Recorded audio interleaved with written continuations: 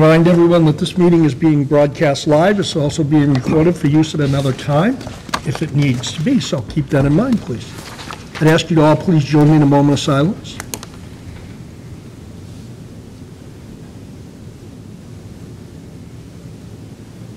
Thank you. Also, would you join me in the Pledge of Allegiance to the flag? I pledge allegiance to the flag of the United States of America and to the republic for which stands one nation, under God, indivisible, with liberty and justice for all.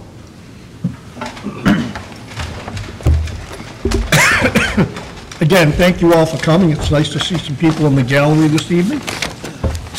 And entertaining the motion to approve the minutes of September 12th, 2018. Second. Discussion. All those in favor? Unanimous. And entertain a motion to accept the minutes of September 19th, 2018. So moved. Second. Any discussion? All those in favor? Unanimous. Thank you. Our student advisor is out on assignment. Laura should be with us for the next meeting, so she can double up with whatever she has for her advisory report. Jeff, superintendent's report. Thank you, Mr. Hayes. So we have in the gallery today a couple of special students. Each year, the Mass Association of School Superintendents gives us a couple of awards to recognize the two top academic students at the high school in the graduating class of 2019. In your packet, you have the resumes of both of our two top students. If you look through them, you should be pretty impressed. They're probably better than some of ours. I know they're better than mine. So congratulations to our award winners, and we have certificates for them, and we're going to do a little bit of a photography moment, a photo op, I should say. So I'd like to present the awards to Dorothy Damasio Donahue and Caitlin Melito.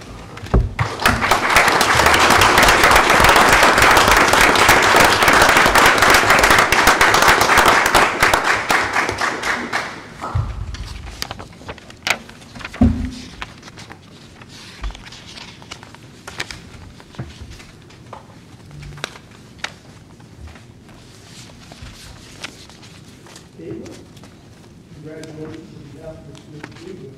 Very, very forward. Congratulations. Really, really awesome. Congratulations. Thank you. As you know, it all starts this year. That's what we're doing. Gary, you do the life for everything you do. Thank you.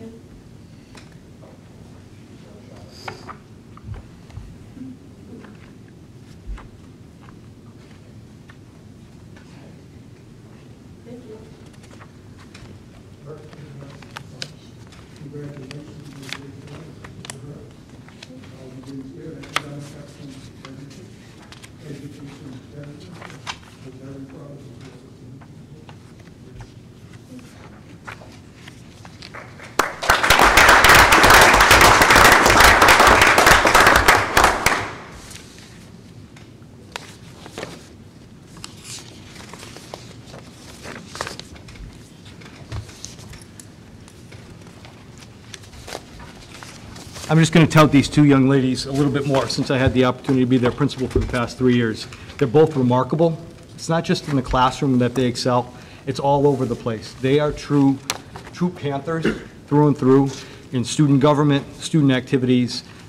They study hard, they're just good citizens, and I think we should all be proud of when they graduate this year, sending them off as graduates of Whitman-Hanson Regional High School. So I'd like to offer congratulations to them and their folks, because as I always say, it's the people behind the scenes that support, and I always give a shout out to parents and grandparents and all the family that's here to support them. So thank you so much, and congratulations, ladies.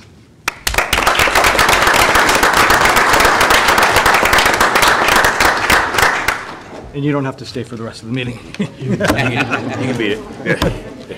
Yeah.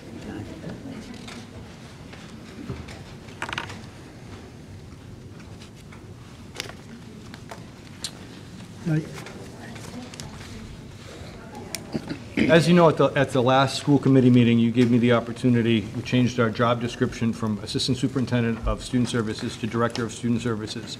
And we've appointed, or I've appointed, an interim director of student services, someone who might be familiar to you folks, who's been an employee here for 4 years, Miss Lauren Matheson. If you come to the podium, please. She is our new interim director of student services. Hello. Thank you for having me tonight. Any questions from the committee to Lauren? If you want to give a little bit about who you are and what the plans are for the future? Sure. Again, my name is Lauren Matheson. This is the start of my 18th year working in education. I started off as a school psychologist, and I've been here at Whitman-Hanson working at the high school as the special education coordinator. This is the start of my 5th year here. I've worked closely with Jeff and high school staff over the last 4 years to really, I think, bring inclusion to life here at the high school and to develop a solid program where teachers are dual certified in their content area and special education, and we're including a lot of students in the general population and giving them a really great education. We've also started new programs. Because my background is school psychology, social and emotional health and learning is a big area of focus for me. So really proud of our BRIGHT program here. I don't know if you've heard of it, but we do have a program to help students who have been out on psychiatric hospitalizations or concussions, medical needs that keep them out of school. And so now we have a program that helps transition them back. We provide them academic support and clinical support. So that has been fantastic to see get up and off the ground. I think we're starting our 4th year with that. And we also have a social emotional program here at the high school where we provide small therapeutic classrooms right here on the first floor with from 9th grade to 12th grade, providing access to their education with teachers also that are dual certified and also work with students who suffer from mental health issues. So we've built a lot of programs and done a lot of good things at the high school, and now I'm excited at the prospect of learning what we have at the rest of the district. I've spent the last week, I think I'm on day 6 of the job, so I've spent the last week visiting all the other schools, meeting the principals, assistant principals, and just understanding where programs have moved around. So just kind of figuring out where things have landed, and look forward to working with all of the people in the district. Questions for Lauren at all? Thank you, Lauren. Does anyone have any questions? Mr. Boyce? Hi, Steve Boyce. I represent Whitman-Hanson at the Plymouth Area Collaborative. So thank you very much. Welcome to your new position and everything. There's a lot that goes on with that organization, even though 1/3 comes from member towns, which there are 9 of us, and 2/3 of that population comes from out of district. But I think one of the big things, and I also was part of the North River Collaborative before we turned it over to the superintendents. I spent a year there, and this is my 3rd year on the Plymouth Area Collaborative. I follow in the footsteps of someone who was a chairman of one of those 2 collaboratives. In fact, she had a child of her own that had needs and so forth. But I just feel so strongly about it, and more than happy to work with you and any information I can share back and forth. I do have a report for tonight. I know they'll try to turn me off like the TV because it's at the end of the meeting, but that's okay. I can accept that. But I can always fulfill any information or find out any facts. I know there's also an operations part, which is the special needs folks from the school districts that meet. That's separate from us as the board, and actually we're also the board of trustees as well as the board of directors. Right. Yeah, I look forward to working with a part of the Pilgrim Area Collaborative, South Shore Collaborative, North River Collaborative. They've all just invited me to their email chain, so I'm starting to get connected with a lot of people on those listservs, and we'll be working closely with them too. Well, thank you. Thanks again. Thank you. Thanks, Lauren. Thank you. Anyone else? Lauren, welcome aboard. Actually, Thank you. Fred, one more. Fred's got a question. Fred? No, more of a comment than a question. Had the opportunity to attend a meeting earlier that I'll be reporting on in more depth, but it appears that there is going to be more state money for social and emotional. I know it's in the FY19 budget. There was something in the FY18 supplemental, which was still hoping to get money, and I don't know how you spend money from 18, but we'll figure it out. Keep your eyes open for any grants, because they're going to be grant-based, and there is going to be some money there. It's not going to be a ton of money, but the state is looking at it, or at least out of DESE. That's great news. That might be some resources. Absolutely. Thank you. Thanks, Lauren. Thank you, Lauren. Thank you. Moving right along, I wasn't able to attend the Hanson Town meeting. I was at actually a meeting on budget in Whitman that night. Mr. Hayes went to the Hanson Town meeting, and I'm happy to approve, to report that Hanson voted an appropriation of $28,126 for the ramp on the bleachers for handicap accessibility. The estimated cost total was $70,000, so Hanson's percentage of 40.18% was approved at town meeting, and the good folks of Hanson also voted to approve the regional agreement on October 1st. That will go now to town meeting in Whitman, and hopefully the voters in Whitman will approve our regional agreement that both selectmen have approved, and we will have a solid regional agreement by the end of June 2019. Anything else at town meeting, Bob? No, it was, those were the only two articles, and there was a couple of questions on the regional agreement, and we discussed it, and they voted it in the affirmative, so Awesome. we're good with both of those things. I know Mr. McHugh is in the building, too. I don't know if he's back there. I don't Yes, he know, is. Bob, if you want to go out of order. I know Mike has to get out of here. Yeah, if for sake of time, with the town administrator is here, and Mr. Hickey is here, too. I see him slouching down. I can see you from the Board of Selectmen. We're going to just jump around a little bit and get them in and out of here. So I'll entertain a motion to vote to ratify the collective bargaining unit C administrative assistance So contract. moved. Second. Discussion? You have copies in your packet if there's anything, any questions? No. Mr. McHugh, will you be voting also? Yeah, well, and actually, Please come up. I would like to make a quick comment. You have anything before we move to the vote? I did note, when I reviewed both the MOAs, a provision in that in which going forward, both unions would not allow, or they would, will not allow, going forward, any new employees joining the legacy plan, which is a savings, obviously, for the school department and obviously what we need to fund out of our budget. So I'm very happy that both sides have agreed to that, and I'm actually going to try to pick up on that going forward in my negotiations with my union. So I appreciate you blazing that trail. So that's my only comment. Everything else looks great. That looked extra great, so. Any, Fred? And that's also applicable to Unit A as well, the teachers. But in addition, in listening to the good folks at Mayflower, the people that administrate our healthcare program, a program such as the Legacy, don't know when, but one of these days it's just not going to be available. They very well may, yeah. Yeah, because it's just, like, as you say, it's just not affordable. Yep. So, but we tried to take baby steps as well. Yep, We and I- appreciate the and unions on- working with us. On my side, I appreciate that. So. Beth, before we vote, do you have anything to add or subtract? No, I'm just really happy that you have one left to go. I'll be glad when that one's done. Okay. But, I think it went very well. They seem to be very pleased. Speaking to both chief and the employees, seem to be very pleased how it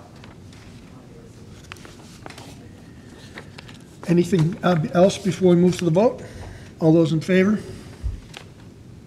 Unanimous, thank you. Hold on, I'm abstaining. I'm abstaining, Oh, okay, I'm sorry. no problem. It's 8,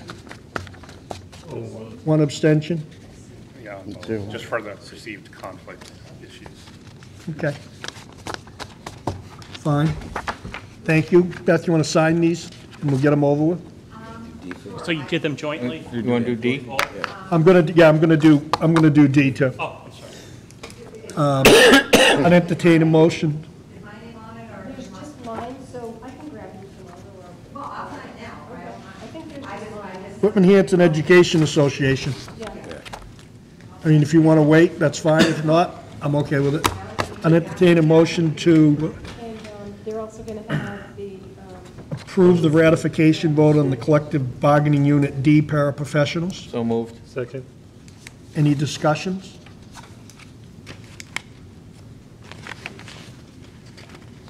Seeing none, all those in favor? Opposed? Abstaining?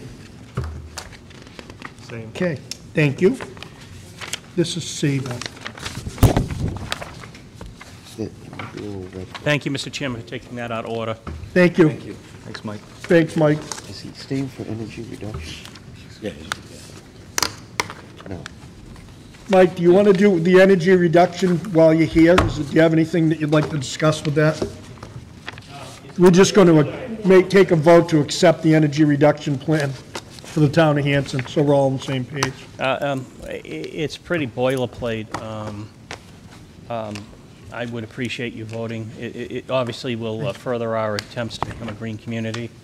Thank you. My understanding was you had reviewed it and were fairly comfortable with it. Again, it's pretty straightforward. Make a motion to accept as presented. Second. Yeah, the motion is to accept the energy reduction plan as presented in the new packet. I have a second. Yep. Discussion? All those in favor? Unanimous. Okay, thank you. Thank you, Mr. Chu. Thank you, Mr. Hickey. Anything else, Mr. Chairman? No, good. I'm happy to stay. You're good. Very good. Mike, nobody's happy to stay. Well, no, We're gloomed. Thank you. Thank you. take care. Thank Have a you good for your day. help. Bye-bye. Thank you. Okay. Back to superintendent. Excellent. So in your packet, you will have my goals for this year. One of my goals was to keep it relatively simple with reaching out to make sure that we have some improvement within the district. But still, with the understanding is I'm learning the job as we go through it, and I felt like putting survival this year wasn't appropriate for the committee. So we put things together. Some things that Ruth has left as far as legacy, and I've trimmed them down, the wording of that, so I think they're manageable and user-friendly. So my first goal is in student learning, and it's to monitor, evaluate, and support Pillar 2 in the district plan for success, which is our strategic plan, a cohesive pre-K to 12 system of teaching and learning. That's our Pillar 2, and really the focus this year is going to be to support the math program that we're piloting in the elementary schools and determine which one we will move to purchase and adapt for the district. Support the ELA team in determining which ELA program we will pilot next year, 2021.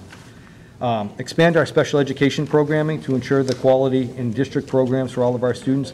Hitting on that one right there, after discussing some things with Lauren and looking at our current fiscal special education spending, if we look and invest in our own district, we might have some cost savings in special education by keeping kids in district and not pushing them out of district. We have a tremendous opportunity to do that with the leadership in place now. I'll do that attending elementary curriculum meetings with our curriculum directors and our principals, both at the elementary and secondary level. One of the pieces is we're going to evaluate the curriculum leadership model K-12. As you know, we've had the current model for 3 years, and it's come time to evaluate how we do our curriculum coordination. I want to expand the role of elementary teacher leaders. Part of my charge as superintendent is to give leadership opportunities to all our teachers and who wants to jump in and try, and evaluate our student data to improve student achievement. This year, DESE in particular is giving us a tremendous amount of information that we can use to really pare down and really flesh out what we need to do for our kids. George is headlining and moving forward with the data collection right now, and every day he's coming up with something new. Hey, I found this. This is where we're doing really well. This is an area that we need to improve on. My accomplishments in Goal 1, if I complete them, will be our math pilot adoption, an English pilot recommendation, design programs for our neediest kids, and a new leadership model or continuation of our leadership model. Number 2, I think this is important. I heard this loud and clear during the interview process. Goal 2 is to be visible throughout the district to support our teacher, staffs, and students. I will be in district. I've already have on my calendar time during the course of the week that it's dedicated to district time that I'm out and about. both scheduled and unscheduled time, coordinated time for conversations with staff, sometimes walk and talk conversations, get the most bang for your buck, walk in the hall, you see different things and talk to different people. I have a superintendent's council of students, however, they blew me off on my first meeting, so that was unsuccessful. We'll try again next month. And casual conversations with staff during their lunches and their hall duty time, their prep time, to find out really what's going on. And then facilities walkthroughs with Ernie and the other facilities guys to see the state of our facilities, so I can report back that when we need something, I've seen it, and this is what we need to do. My resources are really, it's time, and it's a tremendous amount of time, but I think it's well-used time. And if I can accomplish that, I'll get a real understanding of the culture of our district and be able to move us forward both financially and with parents and students. Facility and capital issues, so that when we really need it, we really need it, and I can vouch for that. And then ideas from teachers, and even through conversations now, people are coming up with new ideas to do different things that we're formulating in the central office. So I want to say the rank and file, or the boots on the ground folks, are telling us really what they need, and I can report that to school committee. Goal number 3 is Jeff, do you want questions as you go? You want to get? I want to get them all, I'll get it all out and then Fantastic. shoot them out, if that's okay. Yep. 3 is to improve and create open lines of communication in conjunction with Pillar 3, safety and security. Right now, I'll be doing that through my entry plan conversations. ALICE training for staff, which is secured for October 19th, and that means all staff, paras, as well as teachers. Something we haven't done in the past is grade level safety trainings for students. We're looking at an emergency communications application for our phones, internally and externally. Parent meetings related to security, both proactive and reactive. Use of social media, school messenger, new TV show that I want to call Soup's Corner, that I'll be doing either quarterly or a little bit more than that. A monthly cable show with the school committee chair. Updates on issues within the district just as they come out, either through social media or through our communications app. And designate emergency and non-emergency communications personnel, which we've achieved so far this year. I think that will streamline communication of all kinds of parents, and that will foster less rumors and create more concrete information being circulated within the communities. And then 4, and this is, I was trying to work a budget goal into this, and the best way I could do it is develop a workable budget that will deliver services and create opportunities so Whitman-Hanson students are prepared for higher education, the workforce, and military service. Something I've always said as a high school principal, and now I have the opportunity to talk about it district-wide. We want to prepare our kids to be good citizens.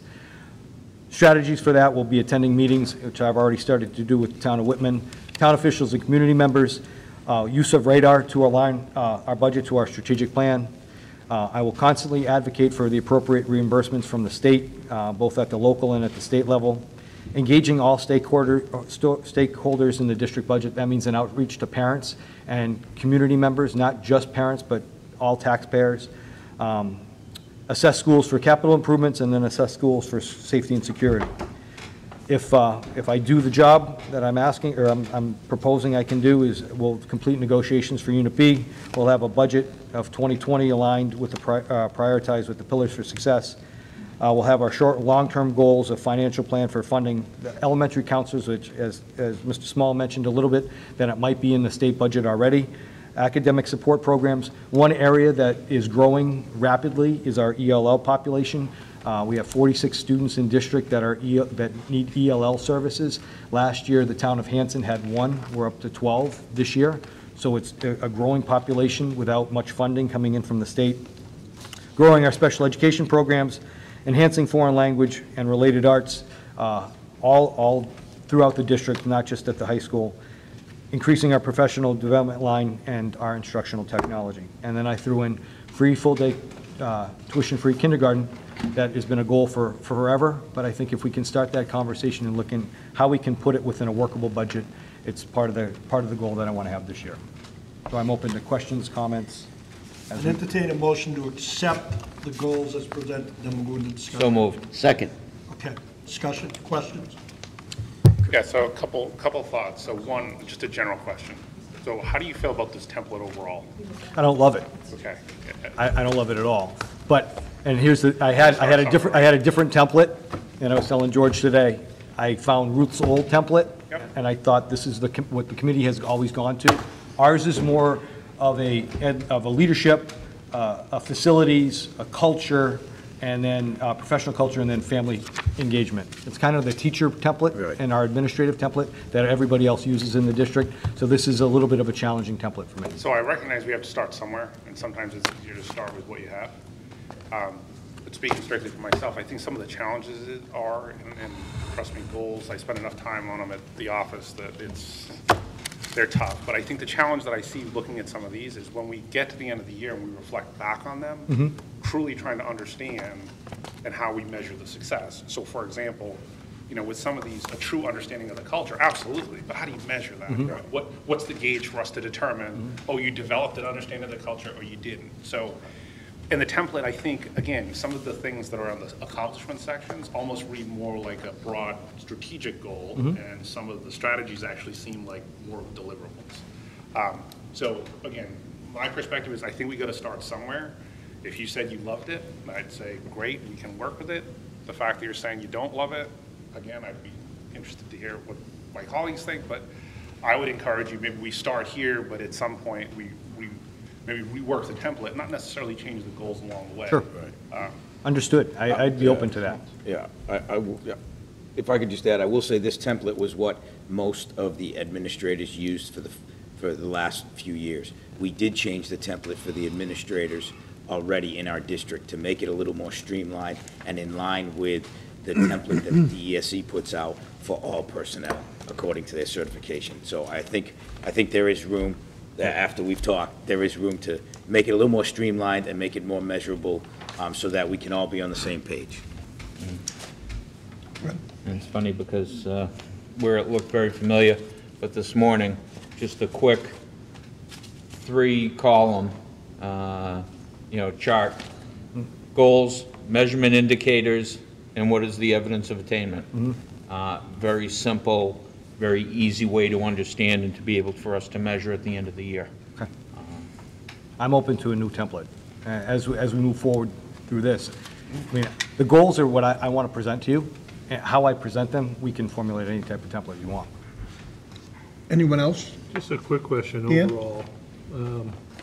Where this won't be a full year, how are we going to be gauging this? It's more like it's a 9-month term because we have to have these by May. So it's not a full, complete year to No. actually As review them correctly. as I think Jeff started out with, we have to have a beginning Yeah. and an ending, but it's going to take us a full 12 months to get through a cycle of where it is. And that's not going to bring us to May.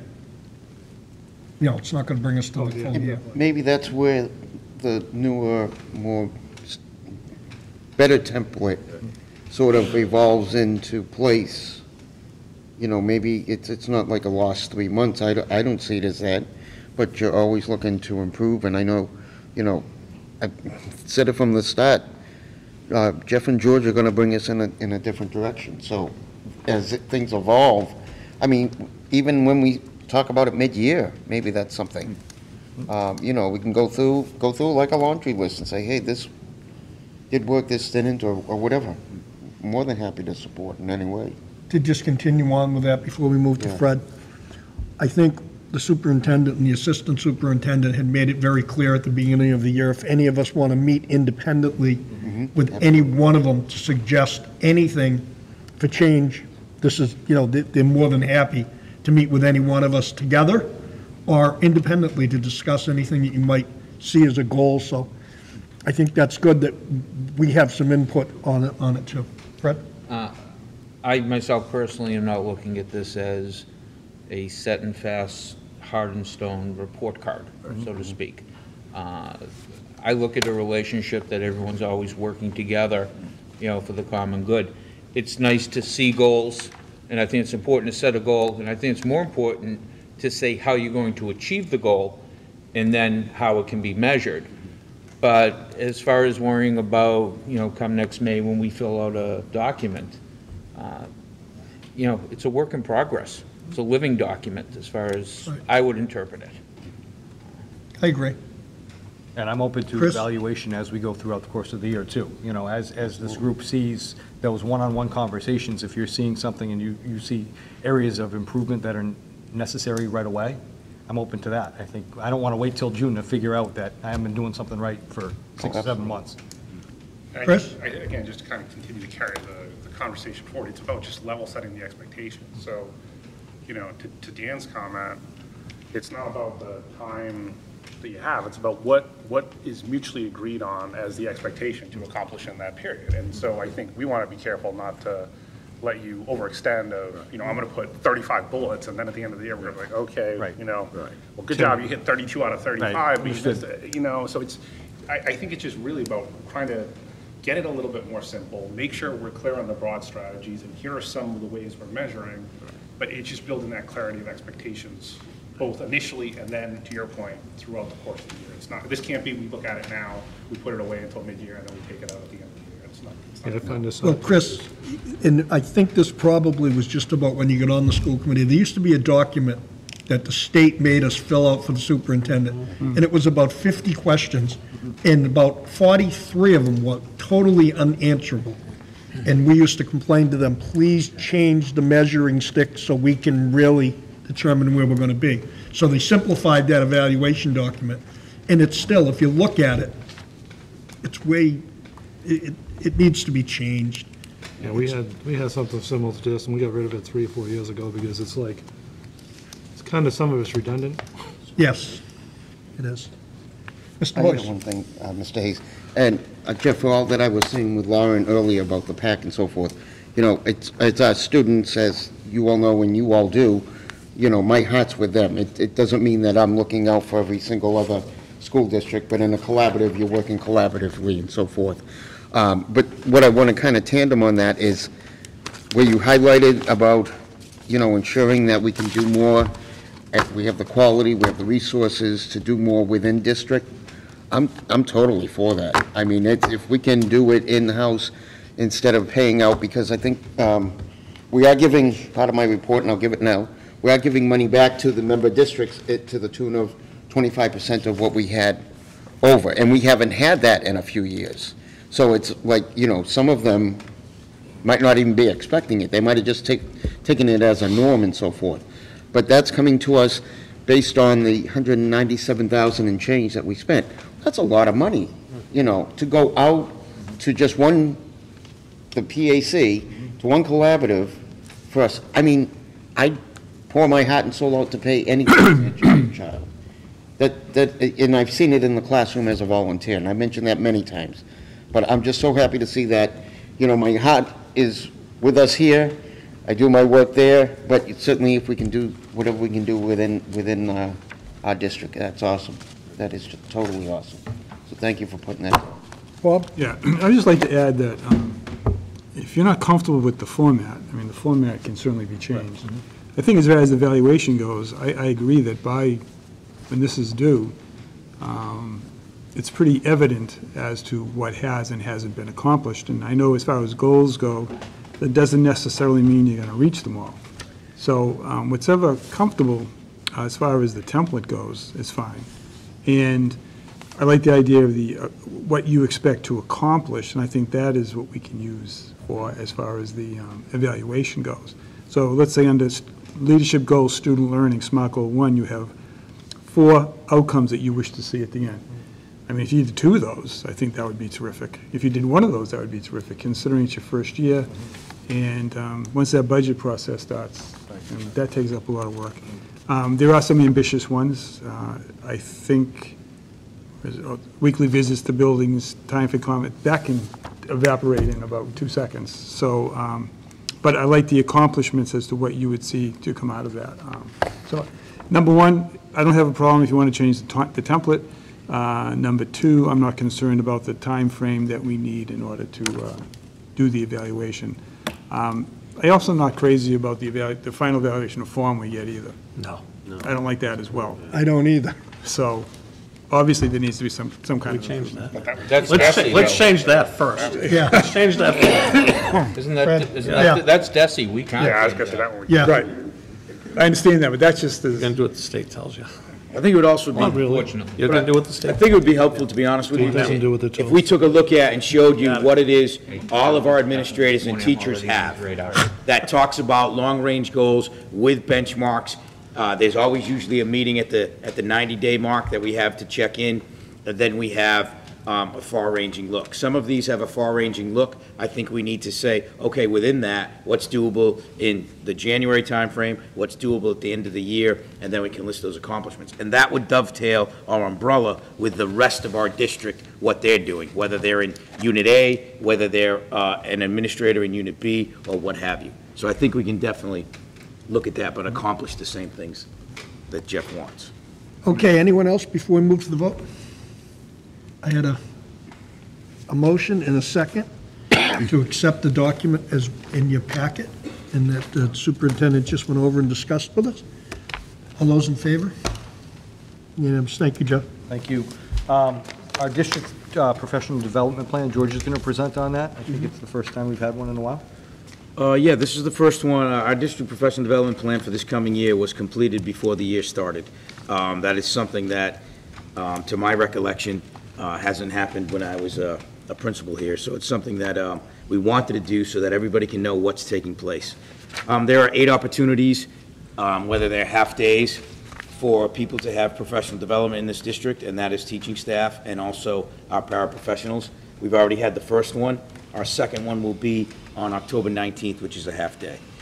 These opportunities are for training and for visibility and for focus on many different topics. Topics to be discussed in professional development this year are deal with social emotional learning, deal with the aspects of safety and security of buildings, deal with curriculum, deal with a knowledge or a furthering knowledge of our LGBTQ community of students, and they deal with leadership. One of the things we're doing separately this year and differently this year is we're providing direct access and professional development for our assistant principals, for our curriculum coordinators, for our lead teachers, and for our central office directors. They're going to go to 2 sessions over 6 hours, and it's called Mindset Go training. And this Mindset Go training it's in effective communication. I think what's taken place, as far as principals are concerned, as far as everyone is concerned, is that sometimes the higher you go up the ladder administratively, the less and less and less there is to develop yourself as a professional in your craft, unless you do it on your own. So we've made a commitment and we've made an effort to say, no, how do we take care of everyone in the district, no matter what point or no matter what job or role that you have. So again, our professional development is set for the year. There are 8 opportunities. There are 2 additional sessions for our assistant principal, and there is also 1 session for our central office administrative assistants also, so that we can try to hit as many people as we can and grow them as adults and professionals. Any questions for the assistant superintendent? I like the goal of the administrators, because sometimes once you get that position, you're sort of there. Yeah. But to have some classes or instruction as to maybe how to advance or the parameters of things, which is... Yeah, I think that's something it's a good that idea. we need to build capacity in every level that we have. And I think that's one of the things we're trying to do. Any questions? Thank you. Thank you. I'm sorry, Beth? I'm going to say that the one that they've chosen is excellent, because that's been one of the complaints that we've had, spoken to Bruce before, and Jeff and George about communication, and how really important it is for everybody to understand how to communicate with each other. We get out there, remember how to communicate with people down here, so. That's right. Well said. Thank you. It's true. Student data security. So a couple weeks ago, Chief Benton sent George and I an FBI update on student data breaches and pirates holding student data for ransom. So I asked Chad and Steve to put together a presentation for you folks to talk about how our data is secured and how comfortable we are knowing that we have some fail-safes and some firewalls. So if you guys can do your presentation. I'm pretty secure with what we have, but I want the committee and the public to know that your student data is secure here at Whitman-Hanson. Thank you, Jeff. So tonight I just want to go over just an overview of the student data and some protections and things that we have in place to protect that data from anything of breaches and hacking and cyber attacks and things like that. So I have a few points in here, and if there's any questions, feel free to jump in and ask them. So in our data security, all starts with the computers. So we were lucky enough 3 years ago to move forward with virtualization from the town meeting vote, which gives us, in addition to the virtualization itself, it actually gives us a lot of security from the standpoint of individual computers. With virtualization, all of our data is actually in our data center. None of the data actually resides on the individual devices. Similar to like at your houses, all your data is actually loaded on your machines, and if you get a breach on your machine, it could cause havoc and go into the network and steal the data that's on your computer and on the network. With our virtualization, we have a lot of protections in the security because everyone looks into the data center for all of their data. So the devices that they're actually on, there's really no data on it. So it allows us to get better security and protections for a lot of the data that we have in the district that staff use. In addition to that, we have quite a bit of antivirus protections. We have multiple layers of antivirus protections, not only on the thick PCs that we have in the administrative areas, but we also, in the virtualization area, there's deep scanning antivirus protections that look for anomalies and in the files and things that run on the machine to disallow those types of things from running. So we have multiple protections on that aspect, which is one of the larger areas for cybersecurity breaches that are coming into district anywhere that people use the computers. In addition to that, on the computer level, we patch and update our systems on a regular basis. At home you see your Windows, if you have Microsoft, you have Windows updates, and those are security patches that are protecting holes and vulnerabilities in your machines. We have an ongoing updated program where we update all those machines that need those security updates on a regular basis. We also update all the software that gets used in the district that comes from third-party companies, Adobe's and Microsoft's, that they send and patch and update to protect all the vulnerabilities and holes that they find as well. So we have a regular ongoing basis for that. In the network level, we have a lot of protections, starting at the firewall, which is the endpoint for the network coming into our district. And our district is set up as a star network where everything from outside the district comes into one point and fans out to all of our schools through our private fiber network that we have. So we have a one-point entrance where we have our firewall and we have our protections for our firewall and intrusion protection and scanning for any vulnerabilities or anomalies of traffic, large amounts of traffic coming in and as well as large amounts of traffic going out, which the firewall stops as well. Like if you get some sort of virus or something comes on your machine, something might send out a lot of the data, start sending requests out of the network to wherever it's coming from, and the firewall picks up on those things and kind of protects against those outgoing as well as the incoming. Most people think it's protect you from the outside coming in, but there's a lot of protections that you have for outgoing as well, for ports and people, different programs using different areas of the network that hackers or people that would try to use to get out and to send the information out. So network security, we also have network security on the in the networking and the switches and the routers that we have, as well as the wireless. We're using a lot more wireless these days, so we have a lot more security, and that's been a large part of our focus is protecting the wireless, where we have the Chromebooks and any devices people bringing in. That's a large part of our focus to make sure that those are hardened and protected from people and things getting on our network to spread viruses or things like that. Email. That's a we have a lot of things going on with that because that is the primary, outside of the computer, the primary place where people can get data and breaches and hacked. You get emails with lots of funny things looking for, your long-lost cousin from Zimbabwe, just won the lottery. Click here to, send a wire to him, and he'll share his millions with you. Unbeknownst to some people, once you click on that, it actually opens up a Trojan horse on your machine and starts locking down all your data.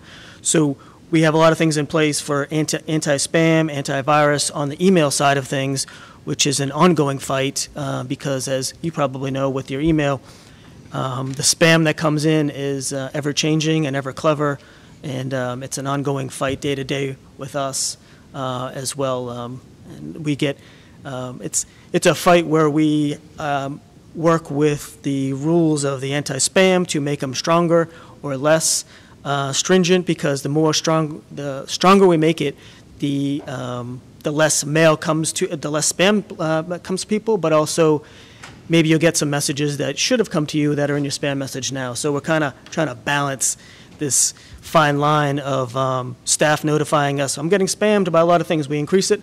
Oh, now I'm not getting my message from, one of my colleagues at a different school district or something, So there's a fine line, and the spammers are getting really good at some of the stuff that they send, so. Users. From users' perspective, we have restricted accounts where users have restricted rights where they can't, when they log onto a computer or virtualization, they can't just install things. So it kind of locks them down from, if they really did have something they brought on a USB stick or in their email, they wouldn't be able to run on their machines anyways because of the restricted rights that they have. There's a lot of schools and organizations that give people administrative rights to install things on their machines, and that's kind of one of the big things that we prevent here because of those things where people come in and you just, you bring something from home and you think it's just a Word document and that someone gave you, and you open it up and it kind of installs a lot of things on your computer and your network. So that's a pretty big protection right there that we utilize. And the restricted access on other areas of the network that people have is just for what they need. We have shared folders and things like that on our network, but people only get access to the things that they really need, which is not just to keep people from things, it's more to help in the protections, where if something happens and they did have some sort of virus, it can only hit the things that they have access to, maybe like their home directory and a few folders that we can easily recover for them. So. And then on the server side, where most of our data does reside, we take a lot of controls and perspective on that, where there's limited access to the physical servers that we have here, where it's in our office and within multiple doors is the security cameras. The access to actually get on the servers is restricted to just a few individuals. Regular staff don't have rights to connect to our servers and log into them, so we're kind of protecting on that end so that even if someone's passwords got stolen or whatever, they couldn't even get in and log into our servers, which hold the majority of our student data and personnel data. We have backups on-site and off-site for any times you would have any issues with any things where we would need to recover things, whether it's servers or people's data, which we do on basis. We have those protected and backed up. And the servers are kind of going more away anyways as it is, so they're going into the cloud where you're getting protected on multiple perspectives, where the cloud companies are protecting them on multiple servers and multiple zones of the country and things like that, and with backups. So we're also in the process of kind of migrating a lot of those off into those areas as well. So you have the dual protections and backups and different areas in case they got issues in certain places. So that's a lot of the information that I have. If there's any questions, I can Anyone answer. have any questions, Mr. Boyce? Chad, thank you for all that. Do we use any cloud services for data and so forth, instead of just having servers on site? And what do we do for backup? Because I know we had a disastrous backup issue years ago with the email. Yeah, so we do utilize a lot of cloud-based applications. We have, let's see,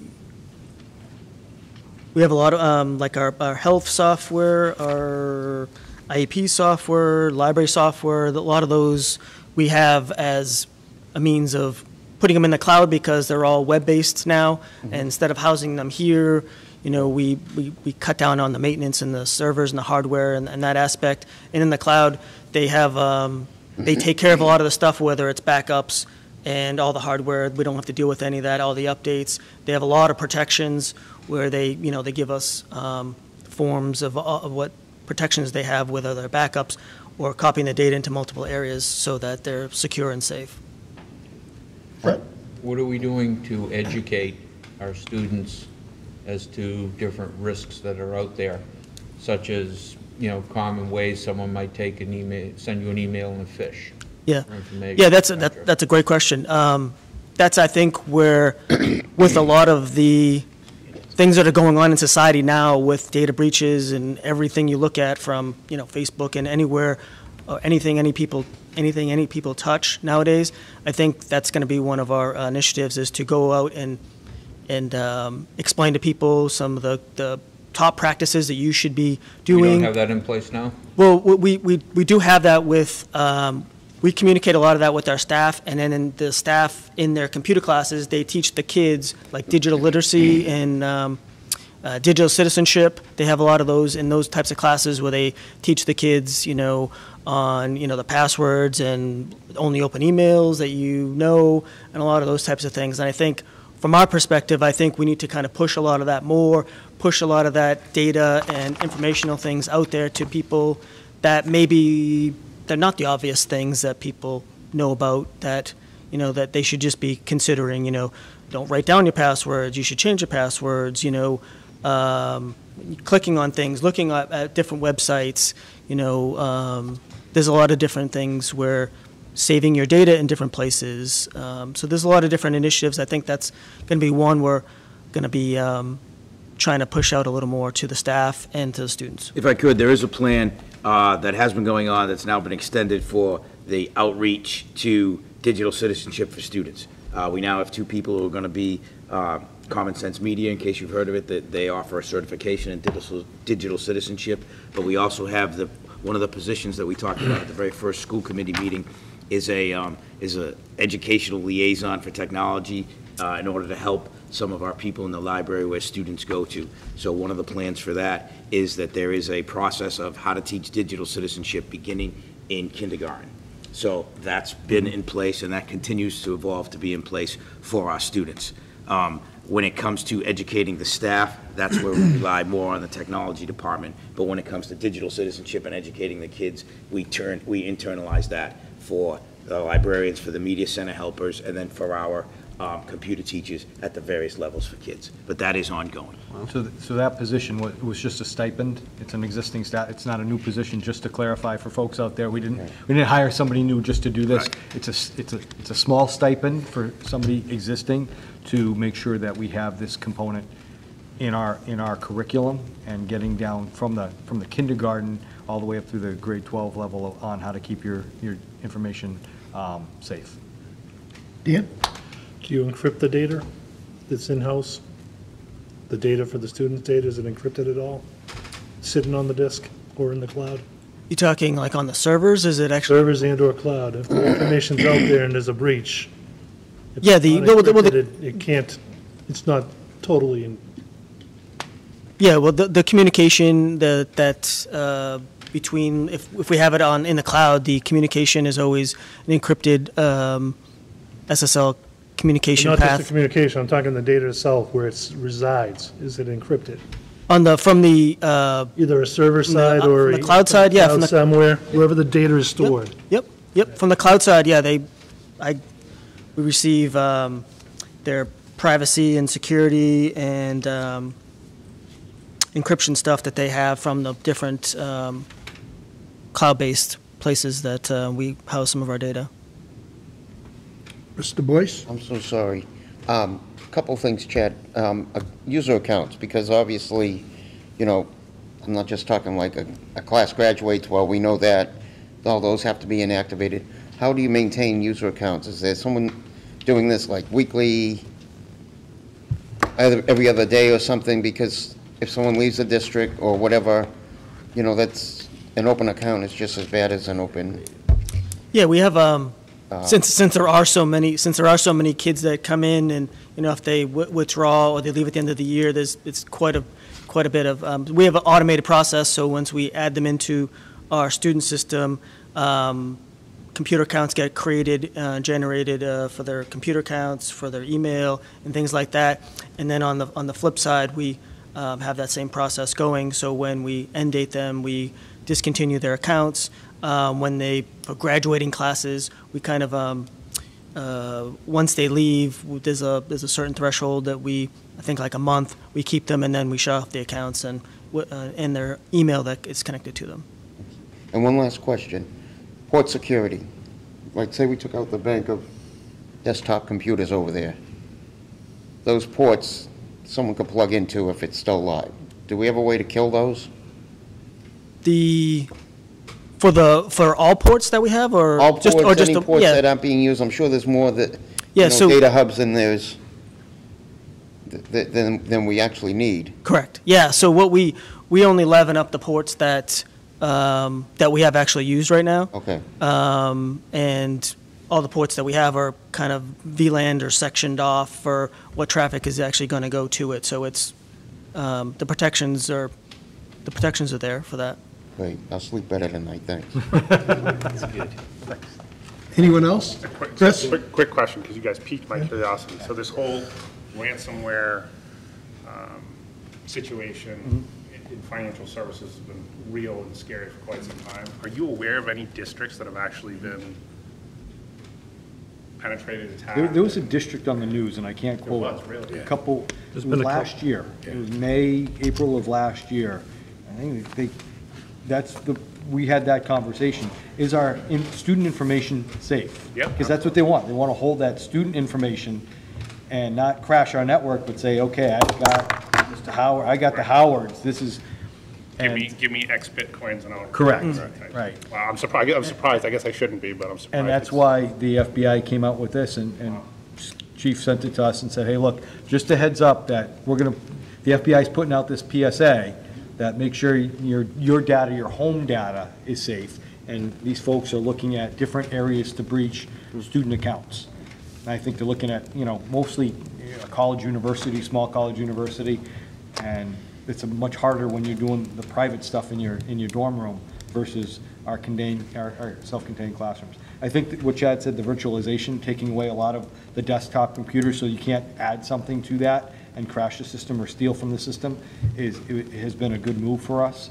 And after talking to them and seeing what we have with our contracted service providers, our data's not going to throw it out there to say, hey, try to hack us. But I think we're pretty safe. And nothing's 100%, but I think we're in a good spot. Yeah, exactly. Yeah, I mean, I think, and what those really want to do is they put that lock on it, and they say the only way you're going to get it back is if you give us X amount of Bitcoins. But the way that you kind of protect against that is, like our student data, if that got encrypted, we have copies and backups so that we can tell them, no, we're not going to pay it because we have it, like our student system, the company that we have our student system from, they actually have our copies nightly, so that if something happened to our server, they would just spin up their server on their end so we can access our data, and we shut our server off over here. So those are the types of things we kind of look at for like backup plans and things like that, so that if you did have those locks of those Bitcoins, a lot of people are stuck in the mud because in the school district or the town that got that Bitcoin ransom, a lot of them are that they have open accounts or administrative rights to things, and then that's where it just runs rampant. So if you log in and you have rights to everything, it's just going to lock everything, and then you're kind of screwed. Brett? I can say it happened to my grandson with a homework page, no Word files. So I think that was personal for him. but. It happens to a lot more people than I think you would think. Well, knowing the gaming sites and the stuff he goes on, you know, I'm sure. That's where the teaching has to happen, is Yeah. that when you go on those sites and that stuff. You know, but just getting back to something Dan said, because I didn't hear the exact answer. Our server itself, is that encrypted? I'm trying to figure out what encryption, like the hard drive In other words, encryption? The hard drive encryption. It should have to be encrypted. There should have to be an encryption key in order to access that data. You know, should you? Well, the hard drive, the hard drives on the servers are all rated out. So if you take a hard drive out, it's not going to do you any good because it's rated amongst multiple drives. So that one drive isn't going to help you because you can't read it. Even if you tried plugging it in somewhere, they'd be able to use it. But what if you took all of them? If In you- other words, the information, if I'm not mistaken, by law in Massachusetts, under the Privacy Act, has to be encrypted because you have non-public private information on there. I just want to make sure that they are encrypted. They probably are, and they're probably encrypted out of the box. But Yeah, with the drives themselves and the physical drive itself, it's a server drive, so it's taking it out and putting it in yourself is not going to really do you any good. Correct. Anyone else? Thank you, Chad. Thank you, Thank guys. you. Thank you. Thank you. Just the last thing in my report, the Duval School parking issue. I brought to the committee's attention that we have an issue in the Duval School parking lot. I've tabled that issue till the spring. It's not an emergent issue. And I know the town of Whitman is trying to put together some finances and to go to the Board of Selectmen or the town right now to look for $30,000 to solve a problem that I think we can Band-Aid for this particular instance is worth it. It's not something I want to go forward with. However, there is an issue with the Duval parking that we're going to try to come up with a plan and potentially propose something in the spring for town meeting. George and I went over, walked it, looked at it, came up with a couple of Band-Aid approaches to the parking situation. That's where the goal of being visible and seeing the facility on its, for what it's worth. It's just something I'm tabling, but I know I mentioned to the committee that we were looking at some money for that, putting it off till the spring. Dan? Just once again, in case people didn't know, what happened at Duval to cause the overload of parking, besides the shutdown of McQuon? Well, we moved program, we added staff. We added staff from the other part of the district, plus we also contracted, or we put North River folks into Duval. So we added more people for our program. And I think as we talk, again, goal-wise, and we look at program within the district, especially special education programs, we're going to be utilizing people all throughout the district and adding, different programs into different buildings to make sure our kids are serviced correctly. Fred? so what we added to Duval were district-wide programs. Correct. For special needs.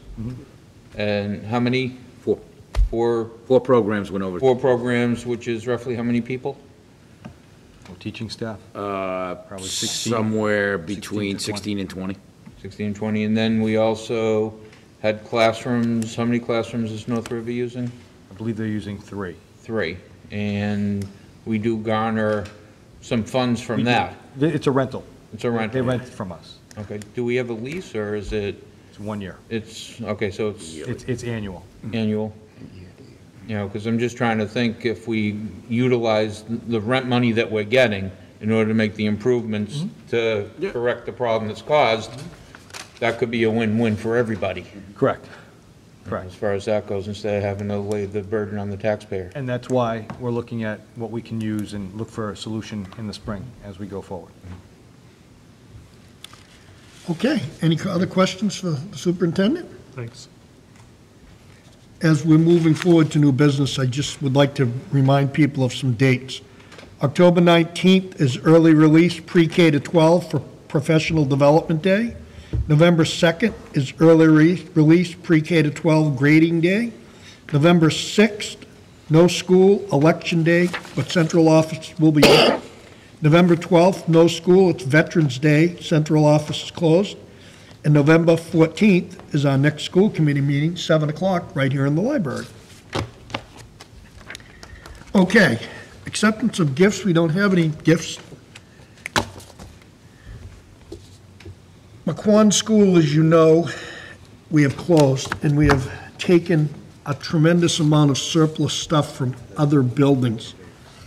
And they would like, Ernie would like the permission to take everything that is not being used by any of the other departments and declare it as surplus, to have the yard sale and dispose of it. I'd entertain a motion to do so. So moved. Second. Discussion? All those in favor? Unanimous, great. Field trips, we have a ton of them. I'll do them one at a time. AP Language class, November 29th, is going to the Trinity Repertory Theater in Providence to see the production of Charles Dickens' A Christmas Carol. They don't believe they'll be needing a school nurse. They're looking to waive it because there are people at the Repertory Theater. I'd entertain a motion to accept. So moved. Second. Discussion? All those in favor? Girls' basketball is looking to go from the 28th to the 30th of December to Hoosier Valley High School to play at a basketball tournament, 12 to 14 students, zero cost. They're going in minivans. They will not be needing a nurse because they have people on site. I'd entertain a motion to accept. So moved. Second. Any discussion? All those in favor? Discussion? Discussion? Got a- Fred, go ahead. Yeah, where is the tournament? All it says is that they were taking vans, but it doesn't say what city or Hoosac state. Valley High School. Where is it, though? Where is that? It's in the western part of the state. In Western Mass? I'm looking right now to see it. Did you I not believe go it to is in geography Western class? Mass. Hoosick Valley is in Western Mass. Western Mass. Western Mass. Probably Smith area. Smith area. Any other questions? No, not at all. All those in favor?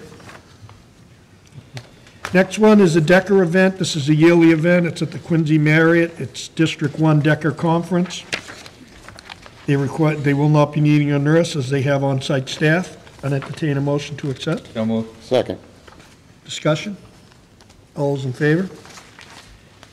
Next one is a Decker event also, March 7th through the 9th, Marriott Copley, Boston, Mass State Conference. 2 chaperones. They will not be needing a school nurse as they have on-site coverage.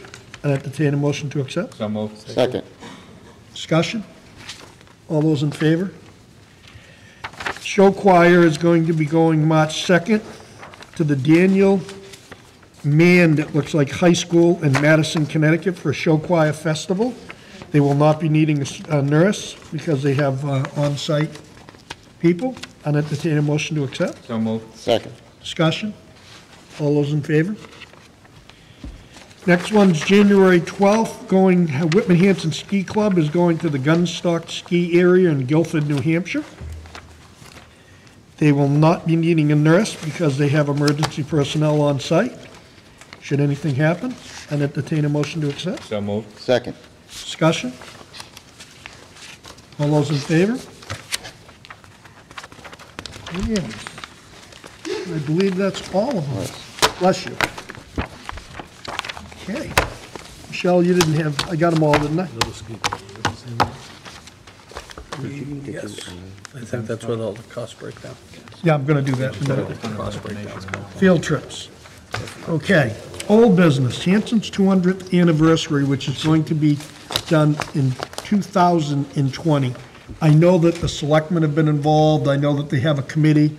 I know they've contacted the superintendent. They've contacted me to determine what they're going to do. It's pretty much of a work in progress because it's a couple of years away, but any events that are as big as this one's going to be does take some planning, so they've been contacting everyone. I know if you'd like to add anything. Yeah, so Laura Kemet is working with our computer graphics class with Chris Marr to design the 200th logo. So it's prioritized this fall so that they can roll it out and have that in place in plenty of time. So the students here are helping Laura, and Laura is acting as the client right now. So it's a really good piece to create and sell their product to a client. So we'll roll that out. Once that's solidified, we'll roll it out to the committee. Any questions for the 200th for Hanson? Seeing none. Okay, subcommittee reports. Warrant Subcommittee. Shell, do you want us to vote these minutes? Yes, please. In your packet, there's minutes of the meeting of September 27th, 2018. I'd entertain a motion to accept. So moved. Second. Discussion? All those in favor? Unanimous, thank you. Next up, Policy Subcommittee. Done. Nothing to report, nothing's changed. Facilities and Capital Improvement. We need to schedule a meeting. Which I don't know if we want to do it tonight or if we want to do it over the next few days. I think one of the things Mr. Small had mentioned is we could either do it before a school committee meeting, as we've done in the past, or we can pick an alternative date during the course of the school day or business day. We have a nice, it's an open meeting, we don't have to have it in the library. We have a central office, new meeting space upstairs, which would really hold a nice meeting. Or at a school. Or at a school, as seeing the facility. So I'm open to setting a date, I'm pretty flexible. It's up to you folks. We can pick a date and have a meeting, but I do. Pick a date and pick a school. Have a meeting.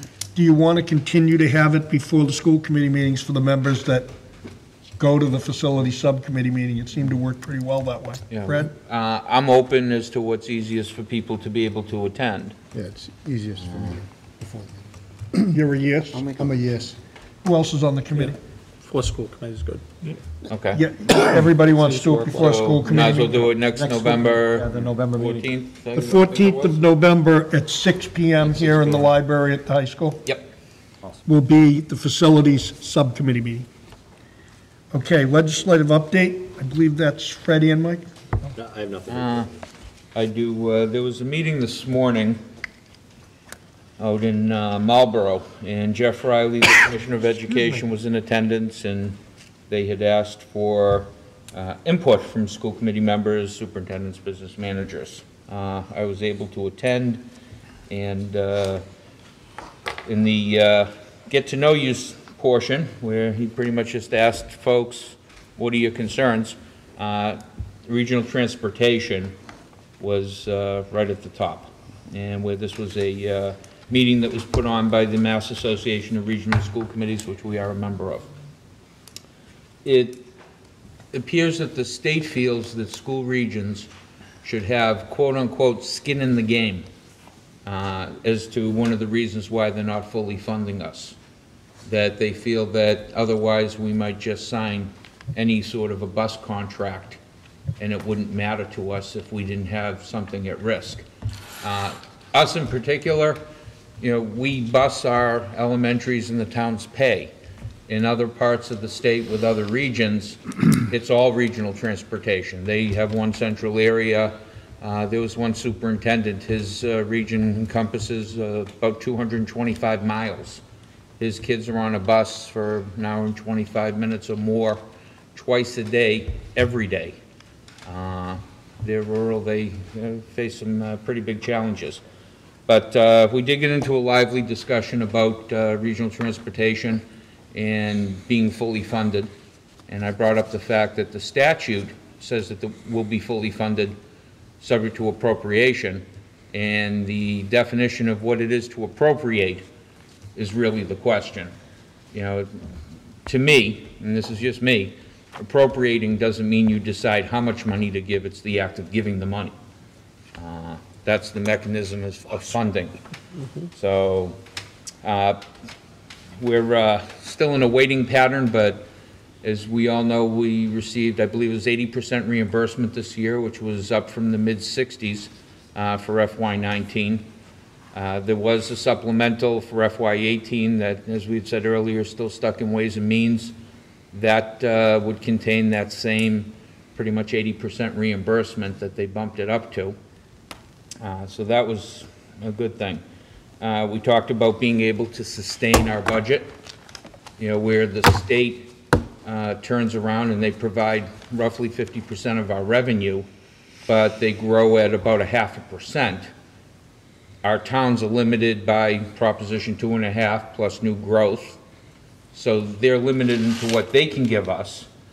But yet, if you look at how a school budget grows and, you know, the challenges that we face, if we held to a 2.5% increase, we're still looking at double that from the towns. So we have our challenges, and they are being heard, supposedly. Let's see, health insurance is on their radar. They realize that health insurance is a very large issue for all the school districts, particularly for school regions.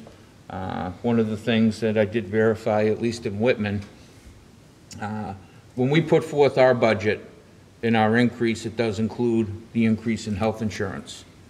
When a town department in Whitman presents their increase, and I can't speak specifically for police and fire, but it was thought that it did include that did not include that as well. They're not including health insurance. They have a separate line item within Article 2 for their health insurance increase.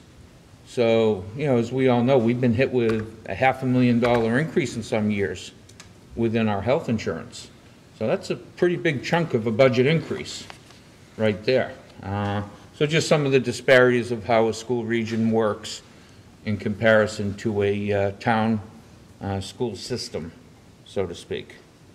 Other than that, we're waiting on the holding pattern on that supplemental. The state is supposed to have to finalize their books by November 1st, so we should hopefully find out if we're going to actually see any of that money by then. And if so, there's money for safety and security through a grant program. That would encompass some of the work that we've done for the entrances. Perhaps if we can apply for that and be lucky enough to receive that money, there should be money for social and emotional through a grant process, as well as for FY19, but we're still waiting to try and get those grants as well. That's where things sit legislatively, and please get out and vote next November. Any questions for Mr. Small? Thanks, Fred. Pilgrim area, Mr. Boyce. Yes, we had a subcommittee meeting, our first one for the budget. Myself, the chair of the Pilgrim Area Collaborative, the business manager, executive director, and our treasurer. We voted last June an $8.5 million budget for FY19. The business manager actually worked some numbers based on the students that were coming in, based on any new hires, other positions that we had open or not using, and she got that down to 8.236 or 263 million. So we saved almost $250,000. We were able to report that back at our first meeting, which we started with a trustees meeting on October 4th. And that was the first meeting of the fiscal year of the whole board of directors. We did reorganize. We have the same three folks that represented us as chairman, vice chair, and secretary. And we also got into talking about, and I think it might be coming in a letter here, but I'm not too sure, about the surplus and how we were taking 25% of that and distributing it to the 9-member towns. Now, it's not based on the $197,000 and change that we spent that I mentioned earlier, but I left the other sheet at home. I thought it was around $12,000 for Whitman-Hanson. So just wanted to bring that forward. And we did receive the annual audit, and the auditors came. That report I'll send to Michelle, and if you want it, I'm sure she'll be happy to distribute it to us. And that was it. Thank you, Mr. Boyce. Any questions? I was kind of hoping maybe, Steve, you brought us a check for the 11. I know, well, they weren't cutting checks that night. No? No, I don't know why. I almost took over as treasurer. And you'd have brought, then we'd have got the check? I probably would have gotten it, yeah. Okay, all right. Okay, any questions for Mr. Boyce? Negotiations Subcommittee, we met with B, which is the last one to do, and we set a couple of dates, and hopefully it'll be over within the next couple of meetings. I thought it was very, the last meeting was very good and positive, and I think we will be getting it done soon. Anything to add or subtract? We set 2 dates, so far in October. So hopefully by the end of October, if everything goes well, we should have something for November. If not, we'll continue on. Okay, we need to have an executive session to discuss strategy with respect to collective bargaining or litigation if an open meeting may have a detrimental effect on the bargaining or litigating position of the public body, and the chair so declares, which I do. I'd entertain a motion to go into executive session, but before you do it, we will not be taking any votes other than voting to adjourn the meeting. I'd entertain a motion to go into executive So session. moved. Second. Chris? Yes. Yes. Yes. Yes. Yes. Yes. Yes. Yes. Thank you, everyone. Good evening. Oh, and Hess, Toomey, Yes. Linnane, if you're going to MASS Avenue Reception, Thursday, the 8th, 2018, 5 to 7:30 at Alberto's Restaurant, 360 Main Street in Hyannis.